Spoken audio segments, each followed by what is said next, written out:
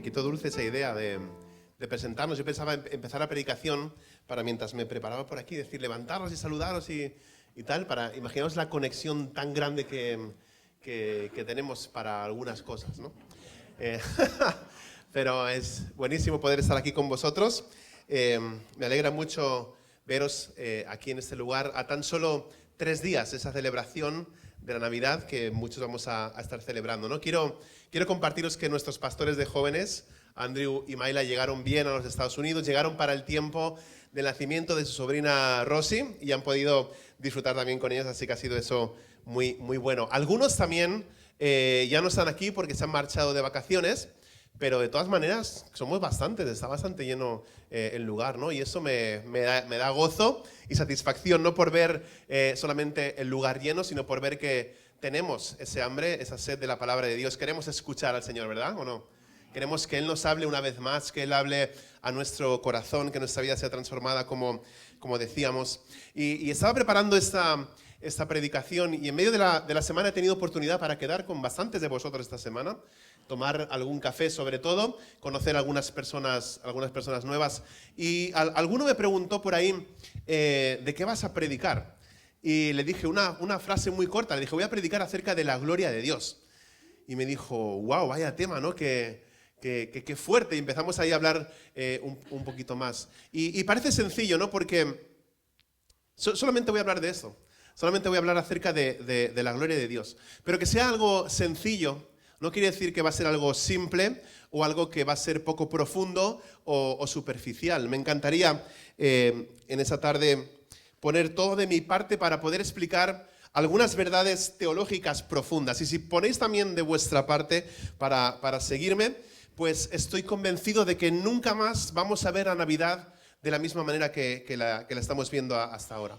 Y quisiera empezar definiendo la palabra gloria, la gloria definida. Otras veces he compartido algo acerca de esto, pero la palabra gloria significa literalmente de gran peso, algo muy importante, algo que tiene una gran reputación, algo que tiene el máximo esplendor, el brillo, la belleza, algo que es digno de honra, digno de honor. Eso sería gloria, ¿no? Podemos decir también que la gloria de Dios es la suma total de todos sus atributos, de quién es Dios.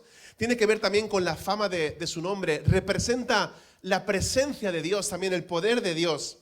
Seguro que habéis oído por ahí a algunos pastores gritar esta palabra en medio de las predicaciones, hablando acerca de la Shekinah de Dios, ¿no? A lo mejor no saben lo que significa, pero Shekinah es una de las maneras de describir la gloria de Dios. Es la transliteración de la presencia de Dios está aquí. Eso sería la palabra Shekinah. Pero también se puede utilizar otra palabra, y es la palabra con la que me gustaría que os quedarais, porque luego vamos a ver en unos minutos algo muy, muy interesante. Pero para hablar de gloria o de la gloria de Dios en esta tarde, voy a usar la palabra kabod en el hebreo. Se usa para hablar de la importancia, del honor, de la majestad de Dios.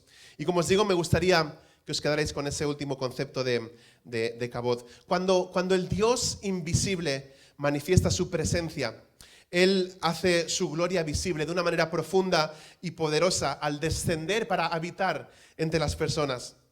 Cuando Dios quiso dar a conocer su gloria, a menudo lo hizo a través de una columna de nube y de un fuego también.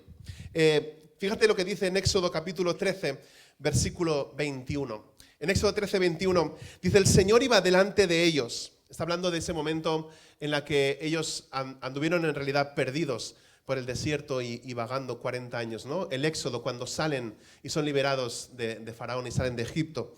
Y dice Éxodo 13, 21, el Señor iba delante de ellos y dice, de día en una columna de nube para guiarlos por el camino y de noche en una columna de fuego para alumbrarlos a fin de que anduvieran de día y de noche. Y es que Dios guió a su pueblo por medio de su presencia. Y vemos la gloria desplegada. Según Éxodo 25, 8, Dios le ordenó a Moisés lo siguiente.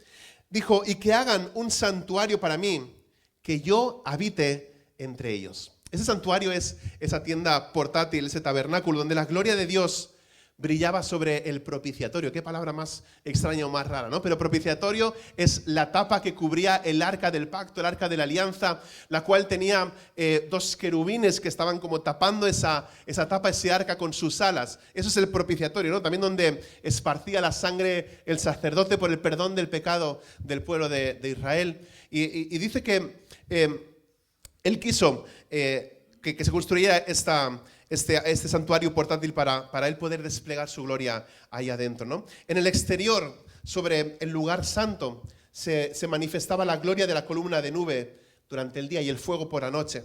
Eran recordatorios visibles de que Dios siempre estaba presente con su pueblo, como hemos dicho, mientras ellos vagaban por el desierto esos 40 años. Ahora, Éxodo 40, también del 34 al 36, describe cómo Dios demostró su poderosa presencia con un despliegue de su gloria y esta vez de una forma inolvidable. Dice así Éxodo 40, 34 al 36. Entonces la nube, ahora ya no era una columna, ¿vale? Ahora dice que la nube cubrió la tienda de reunión y la gloria del Señor llenó el tabernáculo. Y Moisés no podía entrar en la tienda de reunión porque la nube estaba sobre ella y la gloria del Señor llenaba el tabernáculo. Y en todas sus jornadas, cuando la nube se alzaba sobre el tabernáculo, entonces los hijos de Israel se ponían de nuevo en marcha. 440 años más tarde, después de que Salomón terminó la construcción del templo, Dios reafirma otra vez su promesa y dice así en Primero de Reyes 6:13: habitaré en medio de los hijos de Israel. Y dice, y no abandonaré a mi pueblo Israel. Y unos capítulos más adelante añade también ahí en Primero de Reyes, capítulo 8, y sucedió que cuando los sacerdotes salieron del lugar santo, la nube llenó la casa del Señor y los sacerdotes no pudieron quedarse a causa de la nube porque la gloria del Señor llenaba la casa del Señor. Qué impresionante, ¿no? No os veo caras muy impresionadas. Pero a mí me impresiona leer este texto y me impresiona ver que esos sacerdotes no podían estar en el lugar, no podían entrar, Moisés no pudo, ellos tampoco, porque la gloria del Señor llenaba absolutamente todo ese lugar. Esta nube de gloria había llenado el tabernáculo primero y ahora había llenado el templo. Desafortunadamente, aunque Dios desplegaba su presencia de una manera poderosa, el pueblo de Dios comenzó a dar por sentada la gloria de Dios. Entonces vemos la gloria desaparecida. Cuando el pueblo se descuidó espiritualmente, empezó a pecar a lo grande. Una vez cuando estaban perdiendo una batalla contra los filisteos, trajeron consigo el arca del pacto, del testimonio, de la alianza. Aparecen esos nombres en el Antiguo Testamento. Y era una caja de madera recubierta de oro por dentro y por fuera, y en ella se decía que habitaba la presencia de Dios. Y eso es lo que está buscando Harrison Ford en la película de Indiana Jones en busca del arca perdida. No tiene que ver con el arca de Noé, es otra cosa, ¿vale? Estamos hablando de ese arca.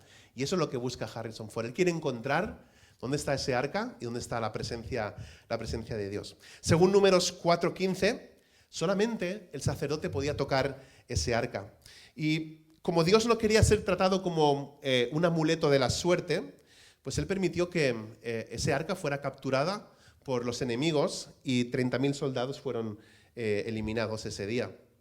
Cuando le dijeron al sacerdote Elí que sus hijos habían muerto en esa batalla y que el arca estaba en manos de sus enemigos, dice la palabra de Dios que Elí estaba sentado en una silla y que se cayó para atrás de la silla, y cuando se cayó para atrás de la silla se dio en la nuca y en ese mismo momento falleció.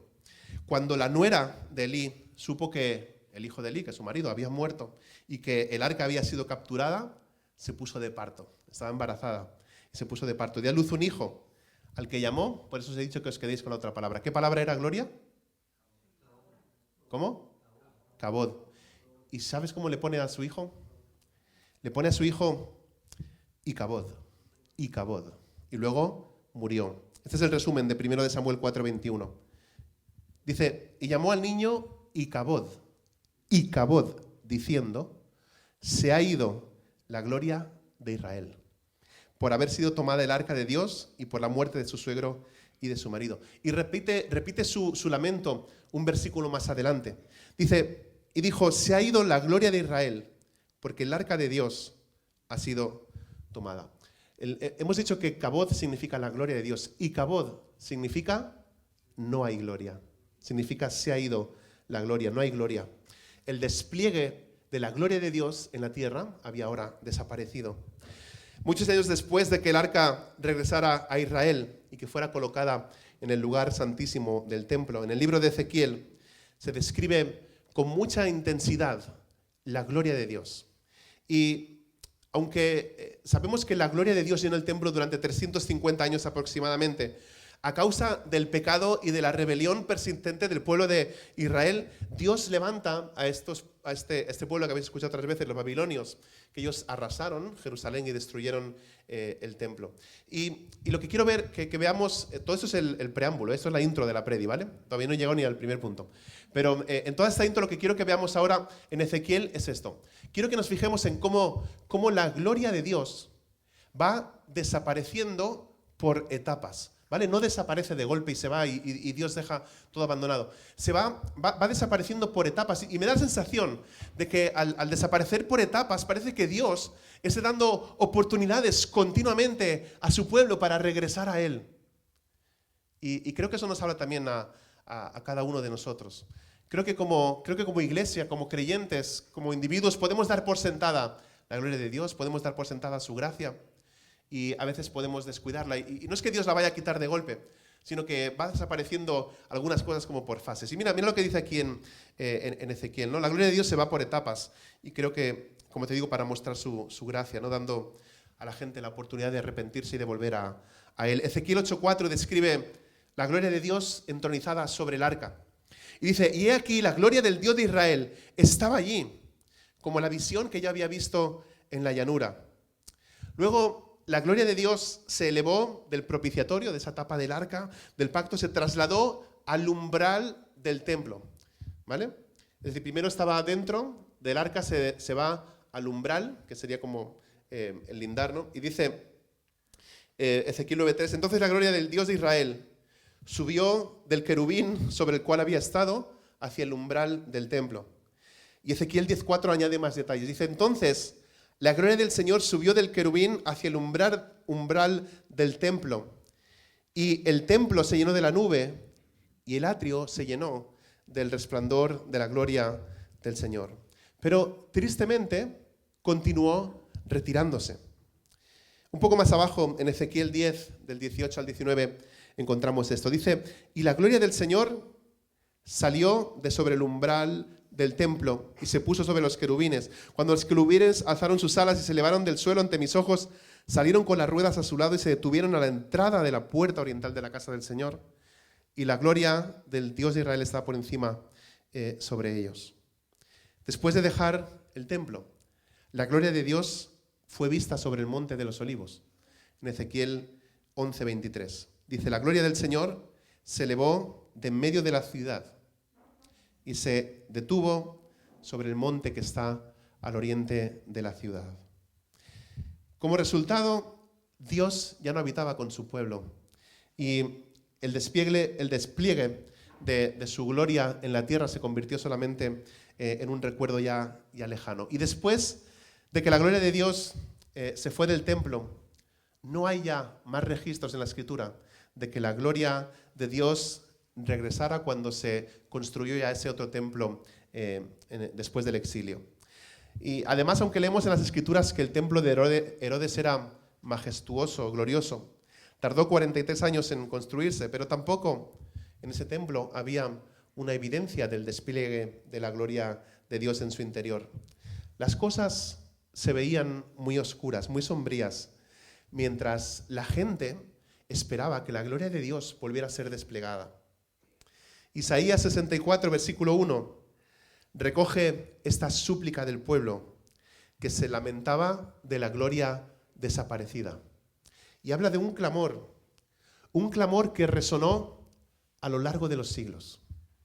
Y dice Isaías 64, versículo 1, oh, si rasgaras los cielos y descendieras, Oh, si rasgaras los cielos y descendieras. Y tras años de silencio, entonces volvemos a ver a Dios mostrando una explosión de luz y de sonido, pero esta vez a unos humildes pastores. Escucha esto en Lucas 2:9. Dice, y un ángel del Señor, no sabemos si fue uno de los querubines, se les presentó y mira lo que dice. Dice, la gloria del Señor los rodeó de resplandor. Y creo que tenemos que pensar en una de esas, ¿te han cegado alguna vez con una luz? Sí, pues tendría que ser algo así, ¿no? Una luz tan fuerte, tan intensa que no ves nada, ¿no? Y dice que tuvieron gran temor, dice ahí. Entonces todo un arsenal de ángeles adoradores irrumpió en los cielos y proclamó que la gloria de Dios había regresado ahora en el nacimiento de un bebé. Y escucha la palabra gloria en el versículo 14, en Lucas 2:14. Gloria a Dios en las alturas y en la tierra paz entre los hombres en quienes Él se complace. Esos ángeles estaban celebrando el regreso de la gloria de Dios a la tierra. La gloria de Dios había vuelto a habitar entre la gente. Hemos pasado de la mala noticia de la gloria perdida en Icabod o de Icabod a la buena noticia de la gloria que está de regreso en Emmanuel, que significa Dios con nosotros, Dios contigo, Dios conmigo. Y es que, como os decía al inicio, la historia de la Navidad trata acerca del retorno de la gloria de Dios. De esto creo que trata la Navidad. Por eso decía que espero que a partir de hoy podamos ver la historia de la Navidad de una manera diferente. La historia de la Navidad trata del regreso de la gloria de Dios. Pero espérate que hay más. Esta celebración está en superlativo. Dice, gloria a Dios en las alturas, que significa en lo más alto, en lo más elevado. Y es que Dios está en lo más elevado, en lo más excelso, está en la cima, está en lo cumbre. Él es el más bello, es el más hermoso, es el más luminoso, el más brillante. No hay nadie ni nada que sea más alto ni más grande que Dios. Entre los judíos lo más elevado era Elión, que era el nombre principal que ellos ponían a Dios. Pero mientras que los evangelios de Mateo y de Lucas ofrecen los detalles del nacimiento de Jesús, Juan proporciona la historia de fondo, la teología que hay detrás de la natividad. Y Juan capítulo 1, versículo 14, sorprende por su sencillez, pero también por su profundidad. Dice Juan capítulo 1, versículo 14, y el Verbo se hizo carne y habitó entre nosotros y vimos su gloria, gloria como del unigénito del Padre, lleno de gracia y de verdad. La primera frase dice que el Verbo se hizo carne. Esta es la cualidad más singular del cristianismo, que es la diferencia de cualquier otra religión. Dios se hizo carne. El milagro de la Navidad en el infinito, haciéndose niño. Toda la superestructura del cristianismo descansa sobre esta verdad, que Jesús es 100% Dios, pero Jesús también es 100% hombre. Un teólogo lo describe de esta manera. Dice, Dios debe poder pasar a nuestro lado sin dejar su propio lado.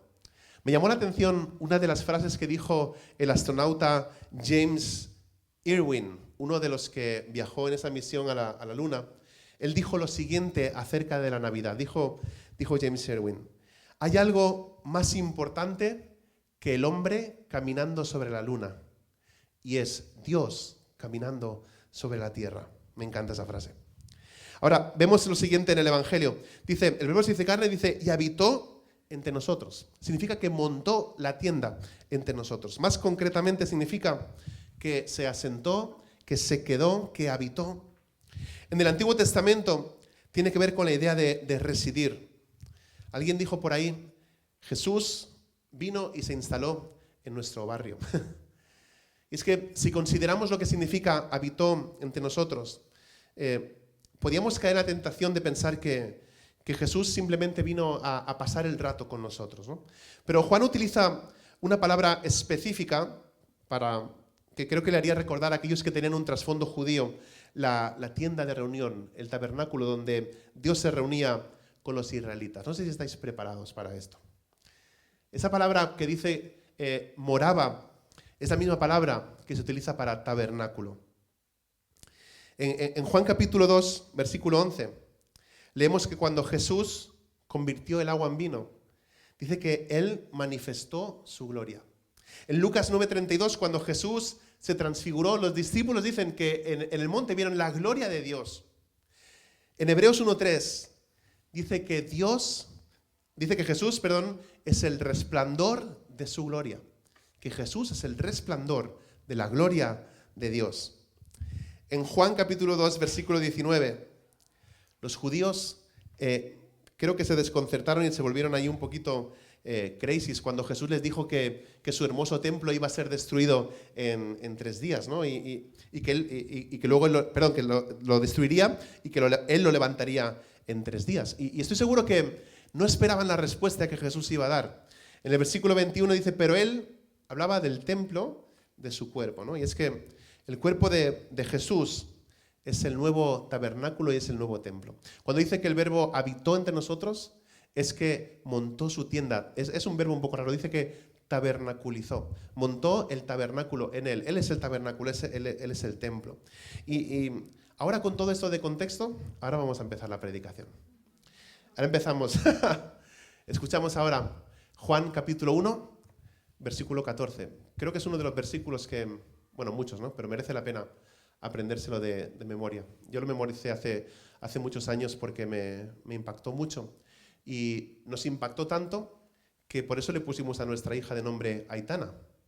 Aitana me han dicho, pero eso no sale en la Biblia. No, la palabra Aitana no sale en la Biblia. En una que tiene ella, sí, porque le pusimos Aitana aquí en la tapa. Y entonces ahí si me dicen, no está en la Biblia, digo, sí está, y se lo enseño, ¿no? Pero así como texto bíblico, pues no está Aitana, ¿verdad? Pero Aitana significa lo contrario de Icabod, de la gloria se fue. Aitana significa llena de la gloria de Dios. Llena de la gloria de Dios. Espero que un día lo esté. Espero que un día entregue ella su vida a Cristo Jesús, como hemos hecho muchos de los que estamos aquí. Como os digo, con todo eso de trasfondo, voy a volver a compartir ese versículo y lo voy a leer bien lento para que podamos escuchar bien. Dice, y el Verbo se hizo carne y vimos su gloria. Gloria como del unigénito del Padre, lleno de gracia y de verdad. Y el Verbo se hizo carne, habitó entre nosotros y vimos su gloria, gloria como del unigénito, lleno de gracia y de verdad. Permitidme que lo diga tan claramente como sé. Y es que, de la misma manera que Dios habitó entre su pueblo en el tabernáculo y en el templo, ahora Él habita en la gente, en las personas, a través de su Hijo Jesús. En Él la gloria de Dios ha descendido y Dios ha levantado su tienda para habitar entre nosotros y con nosotros. Y es que las buenas noticias de Dios llegan a nuestras malas noticias.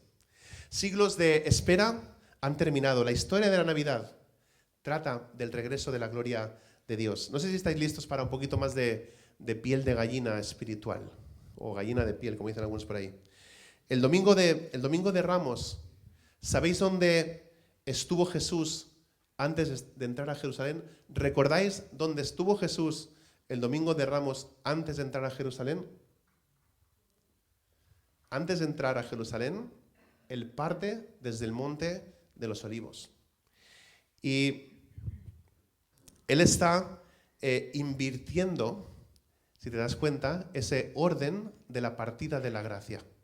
Hemos dicho que la gracia de Dios estaba sobre el propiciatorio, pasó al querubín, pasó a la puerta del templo, de la puerta sobre la ciudad al monte de los Olivos, y del monte de los Olivos desapareció.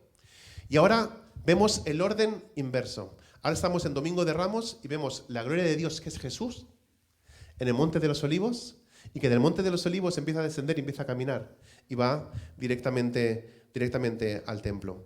Y mientras montaba en ese asno que cumplía otra profecía de Zacarías, la multitud estaba gritando en alabanza: bendito el Rey que viene en el nombre del Señor.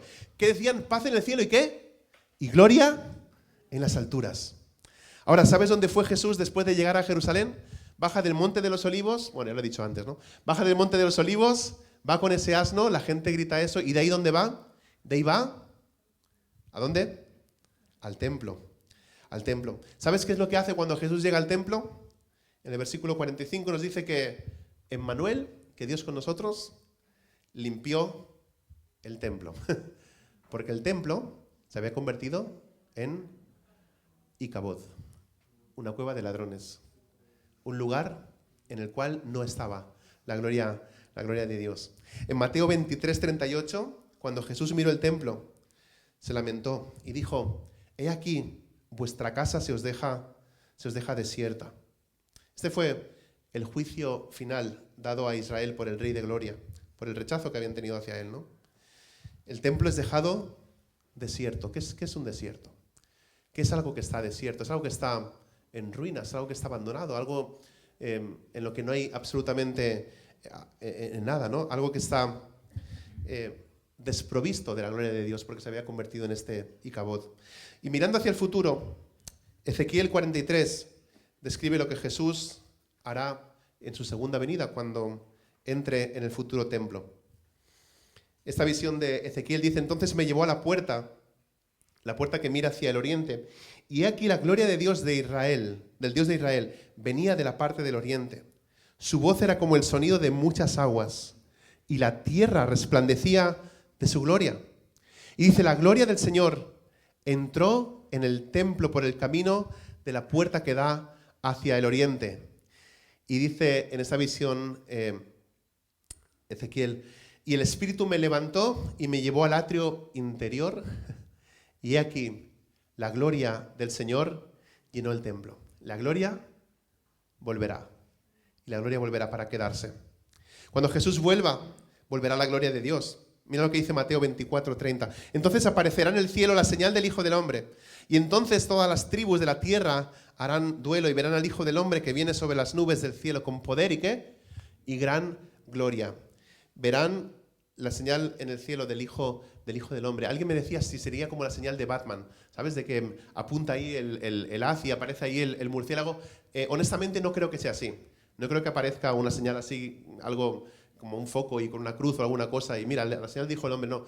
Dice que todo ojo le verá, entonces tiene que ser algo mucho mejor que la luz esa de Batman con el murciélago. Tiene que ser algo que todo el mundo pueda ver. Y dice que viene con poder y gran gloria. Y Zacarías 14:4, que cuando Jesús vuelva, se posará sobre el monte de los olivos antes de entrar por la puerta del este, o el oriente también. Dice: sus pies se posarán aquel día en el monte de los olivos que está frente a Jerusalén, al oriente, y el monte de los olivos se hendirá por el medio, de oriente a occidente, formando un enorme valle, y una mitad del monte se apartará hacia el norte, y la otra mitad hacia el sur. Y dice Juan en Apocalipsis 21:3, entonces oí una gran voz que decía desde el trono: he aquí el tabernáculo de Dios está entre los hombres, y Él habitará entre ellos, y ellos serán su pueblo, y Dios mismo estará entre ellos. Y más abajo, el versículo 11, dice que la nueva Jerusalén descenderá del cielo, y tenía la gloria de Dios, y dice que su fulgor era semejante al de una piedra preciosa.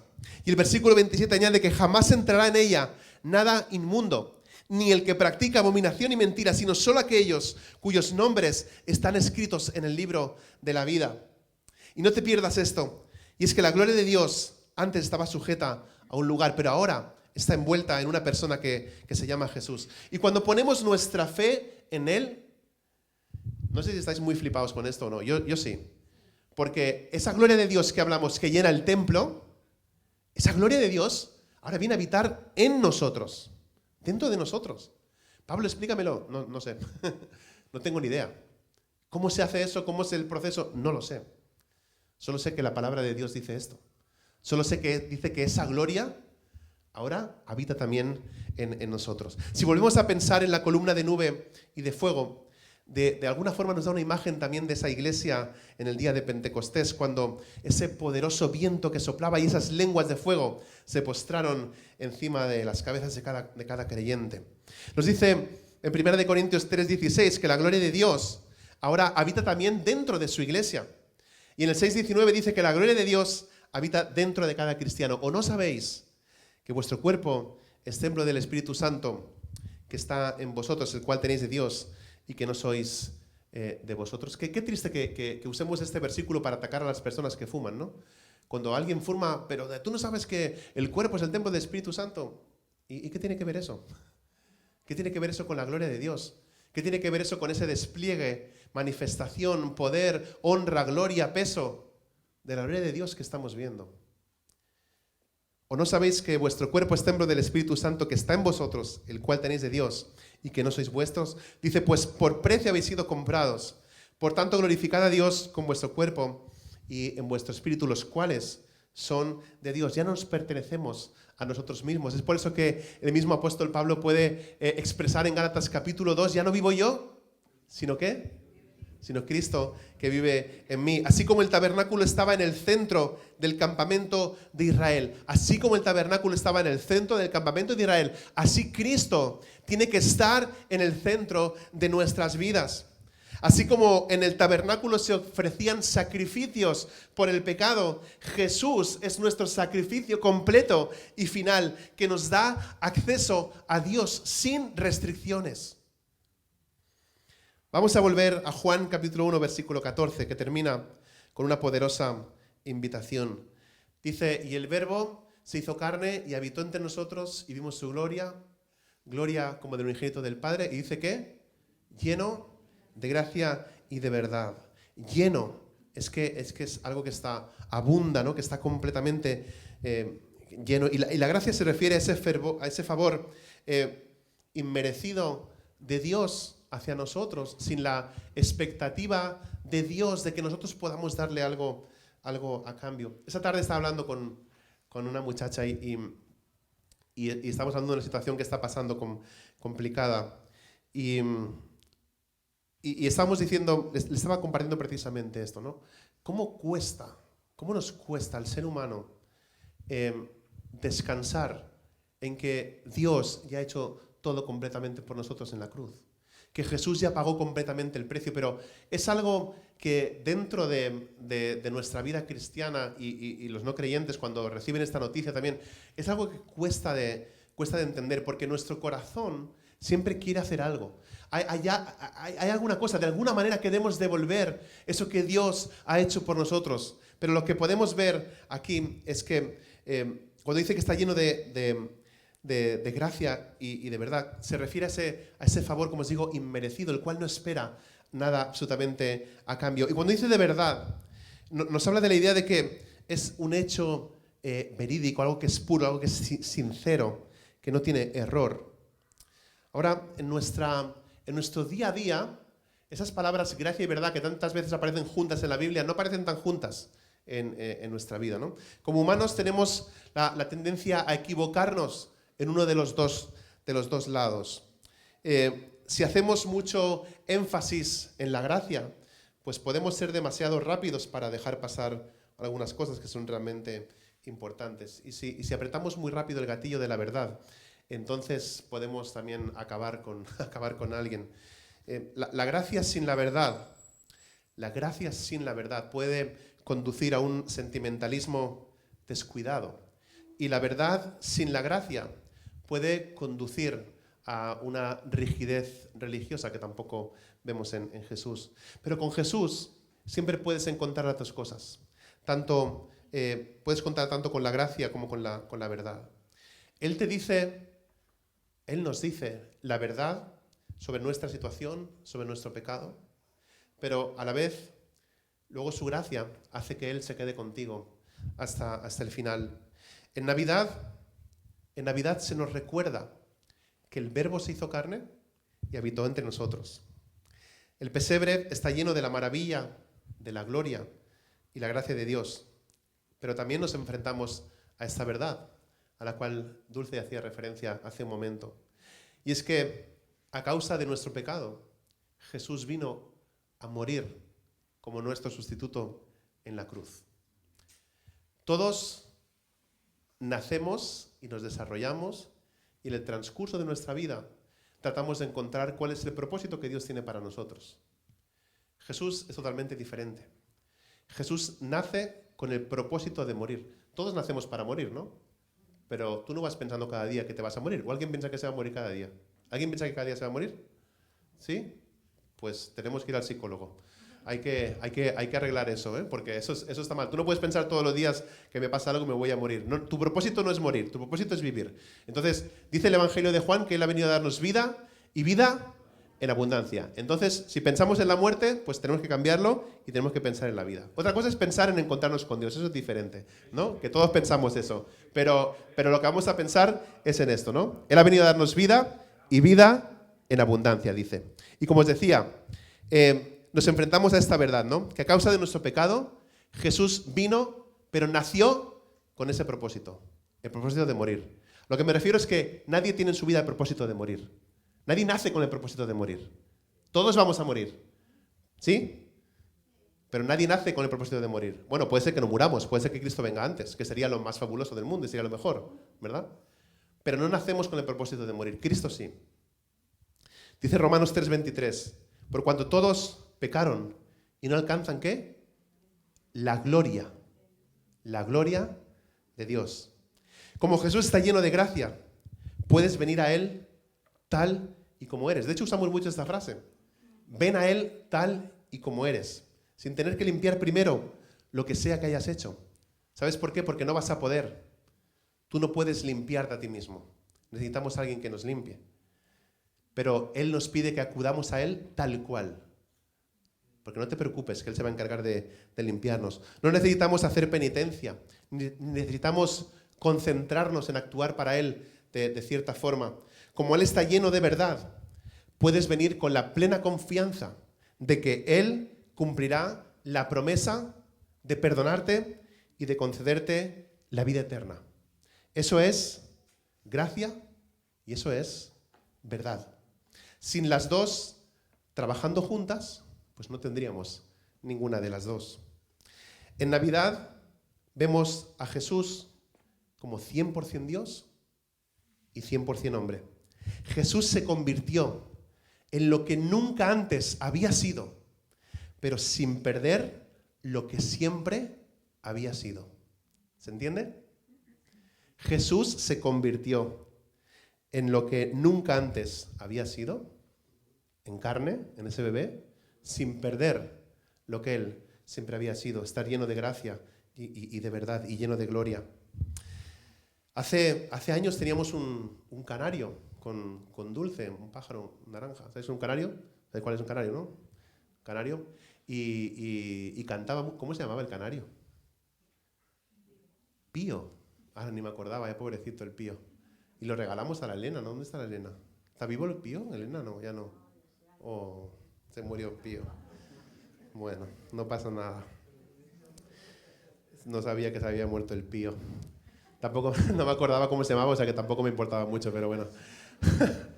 La cosa es que os voy a contar esto para terminar. Teníamos este pájaro, este canario, que le pusimos de nombre Pío, y el Pío cantaba tanto que cuando tenía que preparar las predicaciones yo lo sacaba al balcón para no escucharlo muchas veces, ¿no? Y cuando quería escucharlo, pues ahí estaba. Pero me di cuenta de que el Pío, cada vez que estaba ahí en su jaula, que era bastante grandecita, pero tiraba toda la comida por el suelo y desperdiciaba toda la comida. Y le dije a Dulce, vamos a hacer algo con esta comida, vamos a barrer esa comida, vamos a poner un comedero, la ponemos en el balcón y que otros pájaros, ya que el marrano este no se lo come y lo tira todo fuera de la jaula, pues otros pájaros que puedan aprovechar la comida del Pío, ¿no? Y pusimos en el balcón la comida y estaba yo ahí a través de la cortina del balcón viendo si venían otros pájaros a comerse la comida del Pío. Y me dijo, Dulce, ya estás haciendo cosas de gente mayor, de dar comida a los pájaros. Lo próximo ya va a ser ver la ruleta de la fortuna al mediodía, ¿no? Pero no, hasta ese punto no llegamos, pero llegué a otro punto más loco. Cuando estaba viendo, ¿sabes qué pasó? Ningún pájaro venía a comerse la comida del Pío. Y yo dije, a ver si es que están las semillas vacías y lo que tira solo es la piel, ¿lo que está pasando? No, ahí estaba la comida. Y aquí ya cuando se me fue la olla y le dije a Dulce, ¿te imaginas que me pudiera convertir en pájaro? Espera. ¿Te imaginas que me voy a convertir en pájaro y que yo pudiera buscar a otros pájaros y decirles, aquí hay comida gratis? Podéis venir aquí y comeros toda la comida que queráis. El punto es este, ¿no? Y es que Jesús se hizo uno de nosotros. Jesús se hizo uno de nosotros para traernos el mensaje a nosotros, que Él es el Rey de la gloria, quien ha venido para habitar entre nosotros, para que nosotros podamos habitar con Él para siempre. Tim Keller dijo esto acerca de la Navidad. Dijo, la Navidad pone fin al pensamiento de que eres mejor que los demás. Porque la Navidad te dice que nunca podrías llegar al cielo por ti mismo. Dios tuvo que venir a ti. ¿Qué os parece esta definición de la Navidad? Entonces, es para que la podamos tomar y podamos compartir. En estos días que vamos a estar con nuestra familia, seguramente compartiendo algunas cenas, algunas comidas, algunos días de fiesta. En estos días en que es posible, no sé si lo hacéis, pero sería bueno reunirnos con familia que no cree en Cristo Jesús como su Salvador. Sería una buena oportunidad para lanzar esta frase y decir, ¿sabes cómo he aprendido este año que es la Navidad? Este año he aprendido que la Navidad pone fin al pensamiento de que somos mejores que los demás, porque la Navidad nos dice que nunca podríamos llegar al cielo por nosotros mismos. Por eso es que Dios tuvo que venir. Antes hemos cantado Noche de paz, noche de amor, y decíamos, en ese verso dice, oye, humilde el fiel pastor, coros celestes que anuncian salud. Pero decía esta frase, gracias, ¿y qué? Y glorias en su gran plenitud por nuestro buen Redentor. Esa gloria que un día desapareció, esa gloria volvió, esa gloria habitó entre nosotros, esa gloria se fue, esa gloria nos dijo, no os quedáis solos ni huérfanos, tenéis al Espíritu Santo que yo voy a pedir al Padre que os envíe. Y esa gloria, dice en su palabra y promete que Él va a volver. Y hay una cosa que he estado pensando en estas últimas semanas, incluso en el último mes, y es en lo que va a pasar cuando Cristo Jesús venga. Dice la palabra de Dios que toda rodilla se doblará delante del nombre de Jesús y de Jesús. Que toda rodilla se doblará. Y en lo que pensaba es en esto, en que es mejor que voluntariamente doblemos nuestras rodillas delante de Jesús a que esperar a que Él venga y seamos forzados a doblar nuestras rodillas delante de Él. Mientras estamos aquí, tenemos la opción. Mientras estamos aquí, podemos decidir qué hacemos con nuestra vida. Si la entregamos completamente a Dios y nos arrodillamos delante de Él, o preferimos esperar que Él venga y nos fuerce a hacerlo. Porque como os decía, dice así la Escritura, dice, toda rodilla se doblará. No dice, vamos a ver a quién aguanta de pie, o no hay ningún reto por el estilo, ni dice una cosa diferente. Dice que toda rodilla se doblará ante Jesús. Y yo daba gracias a Dios porque cuando Él nos llama, nosotros podemos responder afirmativamente a ese llamado y podemos doblar nuestra rodilla voluntariamente, respondiendo al llamado que Él nos ha hecho. Así que en esta tarde creo que Dios nos sigue lanzando este mismo mensaje a los que estamos aquí. Creo que Dios te dice en esta tarde, mira, te doy la oportunidad de que me reconozcas como tu Señor y Salvador.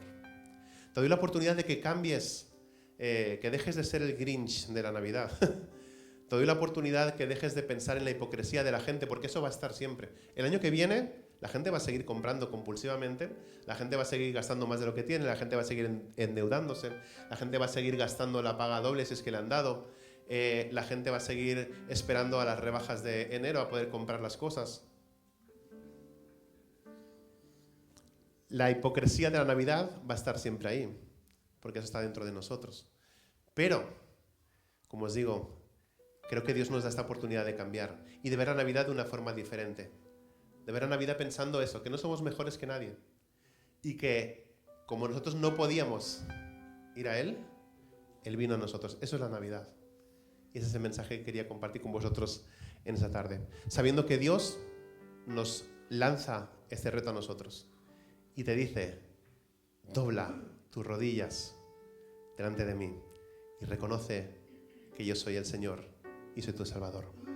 Si alguien quiere en esta tarde entregar su vida a Cristo, si alguien nunca antes ha entregado su vida a Cristo, Dios nos da esta maravillosa oportunidad de decirle: aquí estoy, toma mi vida, doblo mis rodillas delante de ti con gusto y lo hago voluntariamente, reconociendo que tú eres el Señor, que tú eres el Salvador, reconociendo que tú te hiciste carne, que habitaste entre nosotros, que vimos a Jesús, ese único Hijo lleno de gracia, lleno de gloria, lleno de verdad, y que más adelante dio su vida en esa cruz del Calvario por cada uno de nosotros. Padre, te doy gracias en este día por la oportunidad que tú nos sigues dando. Dice el dicho que mientras hay vida, hay esperanza. Y tú has dicho que la esperanza de nuestra vida es Cristo Jesús. Entonces te doy gracias, Señor.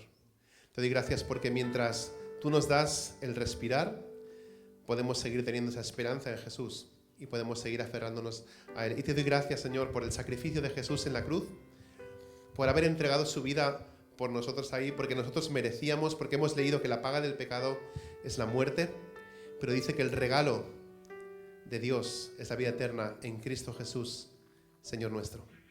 Gracias, Padre, por este día, gracias por las bendiciones que tú has derramado sobre tu pueblo, Señor. Gracias por cada uno de los que estamos aquí. Te pido, Señor, por aquellos que entreguen su vida a Cristo, que podamos acompañarles en ese proceso, en ese camino, que podamos hacer discípulos de ti, de ellos, Señor. Y por aquellos que ya somos creyentes, aquellos que ya hemos depositado nuestra fe en Cristo Jesús, te pido, Señor, que tu Espíritu Santo nos dé fortaleza en estas fiestas para ser sabios en nuestras palabras, para no empezar discusiones inútiles, Señor, para no discusiones o conversaciones vacías o huecas. Que tú nos des, Señor, la palabra oportuna para, con esa gracia que tenía Jesús y la verdad que Él manejaba, podamos compartir el mensaje de la Navidad y el mensaje de la salvación. Señor, gracias en nombre de Cristo Jesús, porque sé que lo vas a hacer. Amén.